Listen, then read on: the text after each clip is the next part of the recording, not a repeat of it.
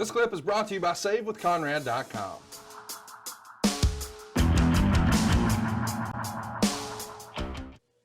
Next up, we got Kalisto pinning Ryback in 8 minutes and 32 seconds to retain the U.S. title. Kalisto went for a springboard twisting dive where he was too far on Ryback's left side. Ryback had to rush into position to catch him, which looked bad. Ryback missed a splash off the top rope, and Kalisto picked up the win. 2 3/4 stars, according to the Observer. The real news about this match is that before the event, it was already determined this is going to be Ryback's last show. And I think he even wore like a weightlifting belt to the ring that night that said pre-show mania or pre-show stopper. That's it. Something like that. Either way, Ryback had disagreements regarding his character and placement on certain cards. This is the end of him. What can you tell us about this match and just Ryback's frustration at the time? Was it just he was burnt out, he was injured, he was hurting, not happy with what he's doing, or was he just done with WWE, do you think? Well, for those that don't remember, because they probably weren't there, at the previous Mania, they were on the pre-show.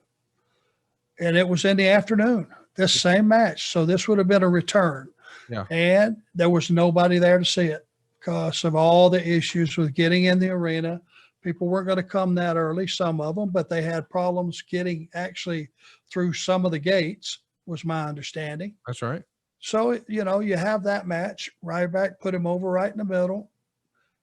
Now you've got a different scenario in Chicago where your audience is going to give you something back. And the guy went out and they made their performance the previous show at Mania fail by comparison to this one. Much better match.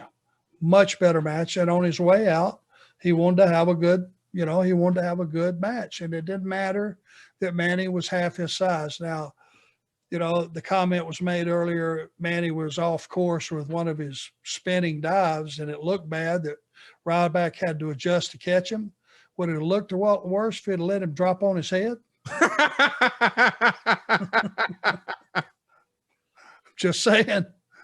So I think the right thing was done there. And I think, and I used to talk to Ryback, and I would try to convince him, hey, man, you got an incredible look. You're tailor-made for this company. Surely to God, at some point, they got to do the right thing. Now, when he first started as a babyface and he was doing the Feed Me More stuff, right, he got over. Yeah. And he was selling some merch, and they were chanting.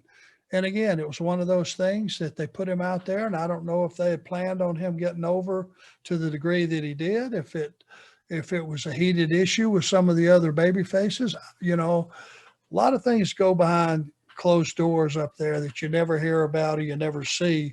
You just see the whole focus of a guy's career change, and you never know why. You suspect, but you never know for sure.